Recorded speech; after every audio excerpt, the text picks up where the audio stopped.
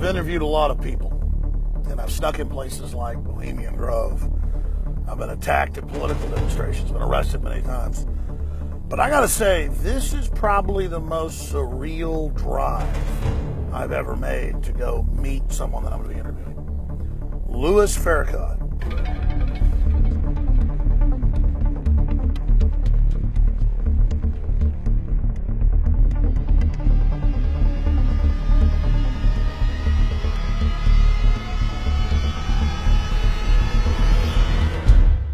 Our government has gone into nations with money from our Congress to stimulate the dissatisfied and then arm them against a government that is their government.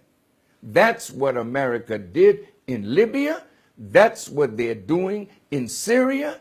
And the blowback now is they have created a refugee crisis that is destabilizing the countries in Europe. So when Mr. Trump said we can't allow these Muslims, refugees, into America. Now, a lot of people were upset with him, but I know, sir, that the hatred for America in the Muslim world is building. As we told Mr. Bush, no Muslim leader could call for jihad and have it stick.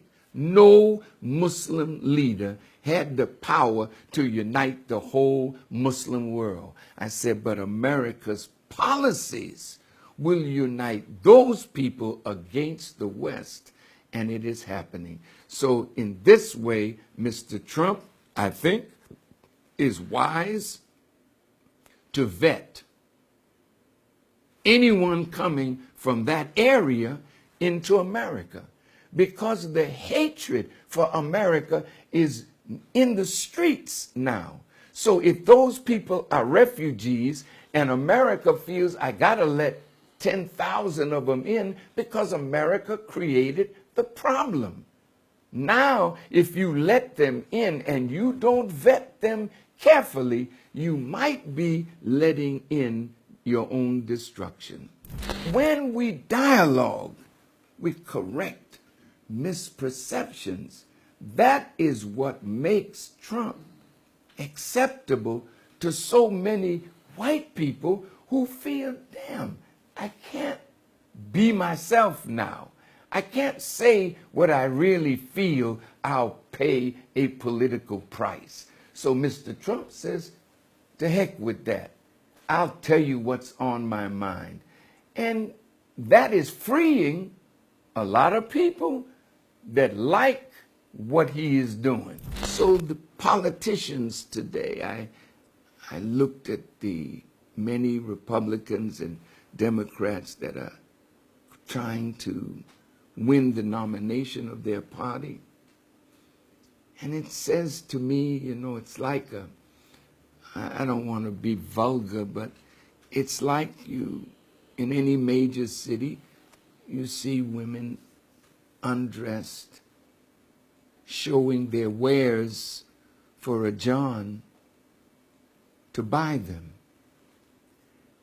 And it's like politicians who don't have money but have ideas, and they parade themselves before rich and powerful people to get money apparently for their ideas that the rich agree with.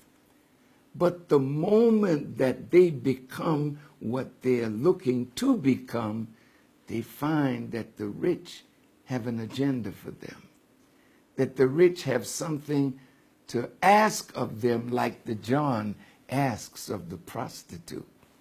And that's one of the things that I admire about Mr. Trump, because he told them all, I don't want your money.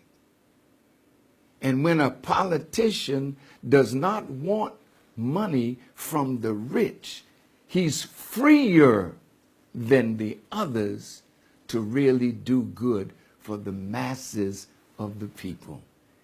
And I think that today we are in the midst of the darkest hour in American history.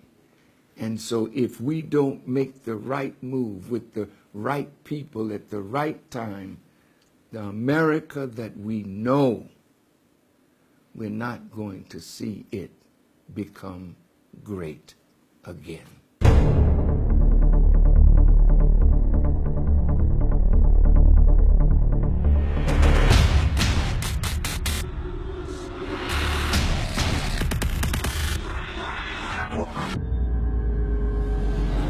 The globalists have controlled the mainstream media for a long time, but now they're expanding and making the weaponization even more vicious and deceptive. All the major networks are state-run. We are partnering this year with the NFL. The NFL has become a political weapon against the Second Amendment and pushes Obamacare. MSNBC tells us that our children belong to the state. We have to break through our kind of private idea that kids belong to their parents or kids belong to their families and recognize that kids belong to whole communities. It is more important than ever to realize that we are not the alternative media. We are the true media. The establishment dinosaur press is dying. We are in an information war, and we are losing that war. Join us at InfoWarsNews.com and PrisonPlanet.tv. Members can share their memberships with up to 11 people. By subscribing, you will literally be buying war bonds in the info war to expand our operation in the face of the tyrants. Join us at PrisonPlanet.tv.